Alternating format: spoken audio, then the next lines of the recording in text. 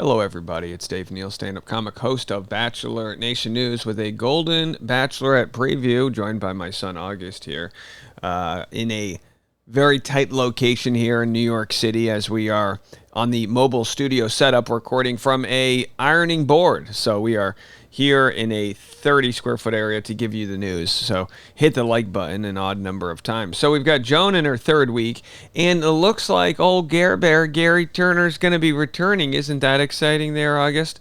So let's see what that's all about. I've got 3 clips I'm going to play for you guys, plus a word from Pascal's daughter, the Frenchman. His daughter speaks. Let's have a listen to the different clips. This first one, asking the age-old question, what's louder, a snore or a sneeze?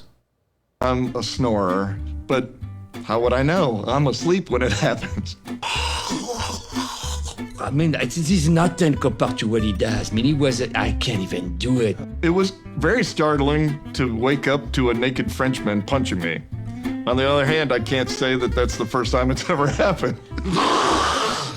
All right, so there it is. We have the question, snore or sneezer. I think snoring's way worse. Sneezing usually happens in daylight hours. Snoring happens when you don't want people to be snoring. I know, it's annoying, right? All right, so let's go to it. Here's the first of our trailers for tonight's episode, and good friend Gerry Turner makes an appearance. Our brains think we're 25, and our bodies are like, no, you're not. Oh, Kim having problems. Oh, it's like you may have tweaked a hamstring there. It's amazing what we'll do for a pretty lady. Pascal makes me feel young and kind of sexy. He has a zest for life. Ooh, tu es très belle. Thank you. I'm actually on the top of the world right now. I've missed you.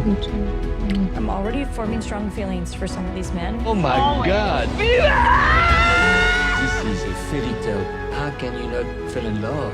Looking into her eyes, I felt that soul connection. I haven't had these feelings since my husband. People keep asking me, are you 100% ready to have love in your life? But I'm not really, because John was a huge part of my life. And I'm sorry.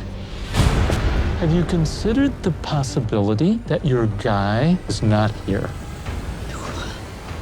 So there it is, old Gerry Turner coming in with the, have you considered the possibility? And of course, Gerry, he's not there to ruffle feathers. That's the producers bringing him in. So we wonder, will he be coming back now? Of course, Gerry never wanted Joan to leave. She was probably his top 3 at the very least. He had a great connection to her. You remember Joan left. He breaks down crying. It was one for the ages. Well, here's a kickball. And again, I'm surprised, and I don't mean to shame any of our older generation. I'm just surprised they're doing such physical activities. You know, someone could literally have a heart attack here. Come on down, guys. You're going to be participating in the first ever Golden Bachelorette Quaker Oats kickball. I'm excited to be on the group day. Anytime I can get with Joan is a good time. The Golden Bachelorette Quaker Oats kickball will last 3 innings. The team with the most runs at the end of 3 innings will go to the after party. These other guys, they came to play. You could just see how fired up they were. This is the first annual Golden Bachelorette Quaker Oats kickball. Okay, guys, let's get into it. Come on down, guys. All right, so there it is. And of course, guys will be pulling their hamstrings. I mean, it's sponsored by Quaker Oats, but it really should be sponsored by Aleve, if you ask me. But nobody did. Nobody asked me. All right, well, here on TikTok, we hear from Pascal's daughter. This is one of the other things that's great about Golden Bachelor is there's kids and grandkids that are on TikTok that find it so fun that their dad or grandparent is out there doing the thing. So here's what she had to say about Pascal and how her dad is high maintenance. But again, he's a Frenchman. What do you expect? All right, let's go to this clip. You guys know that my dad is on Joan's season of The Golden Bachelorette. My dad is Pascal. Crazy. So the last episode, it made me laugh. I'm going to chat about it for a second because, number one, my dad is very open about being high maintenance. I know that everyone's like, oh, he's such a diva. Well, he is a bit of a diva. You have to remember this is reality TV. They want to make the show entertaining. That's what the show is. It's for entertainment, right? And yes, he is very high maintenance in a lot of ways, but what people don't see is that he worked so hard to be able to have all of those things, and to be able to have someone who does his laundry, and to be able to, you know, have nice cars and have nice clothes. And he came to the United States with, I think, $21 in his pocket. He had zero money. I think he could only afford like a McDonald's burger or a street hot dog or something like that. He worked sweeping floors in a salon until he was able to start to build his empire. And now he has this big, beautiful salon, and, you know, he's done. My question is this: how big is Pascal's empire? I mean, how much money can you make from cutting hair? You know, my guess is if you're a hairstylist, you make money by selling the products that go with the hair or franchising out to other locations. I mean, even if he's making $150 to $200 a haircut, there's only so many of those that you can do. I'm not saying that's not a way to build wealth, but does he have a skincare line? I mean, I love this guy. I find him very interesting. And look, yeah, self-made. And is there ever such a thing as self-made?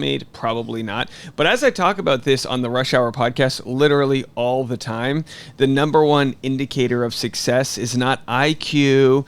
It really comes down to grit, which is a combination of perseverance, hard work, and a can-do attitude, all of which it looks like Pascal has, which is so funny because this country, not to get political, but I will. We let down the French so badly during that war that we had a couple decades ago, if you don't remember. We had people in the halls of the Senate demanding they change French fries and call them freedom fries. Why? Because our allies didn't want to get into a war, which we all later found out was built off of lies. And we go, oh, the French are so lazy. And it's like, I don't know.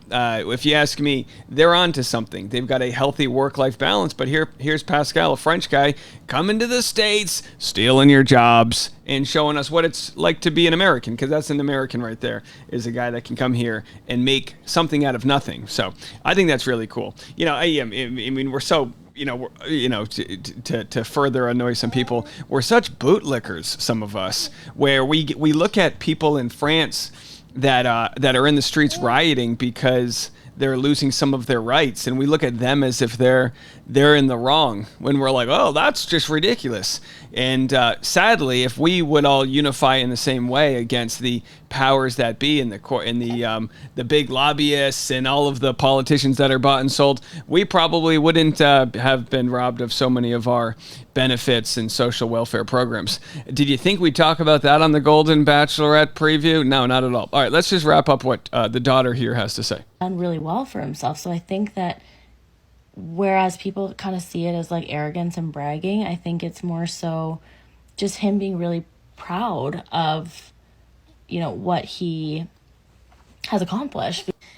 The other thing that I wanted to address is the fact that a lot of the stuff that comes out of my dad's mouth when he's just like shooting the shit with the guys is like he's joking. Like, it can come off as arrogance, or it can come off as like high maintenance, or like whatever, but like he's saying it to like be funny, but he doesn't really realize that like not everyone like can see it like that because they don't know him. I'll say this: the first thing I noticed when I studied in France was when you're speaking in a second language, the first thing to go is your humor. Humor is built on nuance, which is so hard to have when you're not speaking your native language. Not to say I didn't find him funny. I think he was great, but you know, the people that are rubbed the wrong way, I think themselves don't see the nuance that exists like culturally.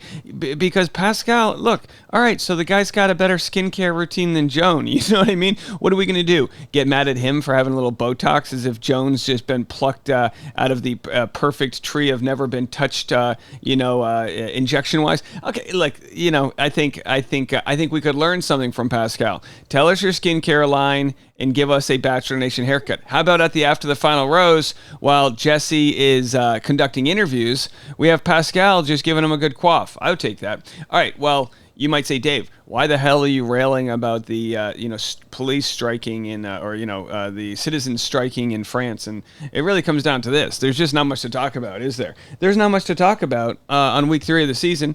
But I think Joan's on the right path. I think it's fair for her to say she doesn't know if she's fully into it, because I mean, she did have the love of her life just till a few years ago, and there's a transition there and probably a lot of guilt that comes with moving on. I don't think there should be guilt, but I understand that there would be, to think that, like, oh, am I allowed to be happy? Joan, Pascal, Gerry, and everyone else, I give you my permission to be happy, to flourish, to live your dreams, and enjoy it. And we'll continue watching this. I'll be back in the morning with a recap. If there's any other Bachelor news, I'll be here to cover it. And don't forget, I've got my twice daily podcast, The Rush Hour with Dave Neal, where I'm giving my updates. Shout out to Olga, who came to our show last night. And shout out to our friend from New Delhi, India. Her first time in the States came to my show last night. And welcome to America. What do you say about that, August? Not a bad place, right? All right, more content coming your way right after this.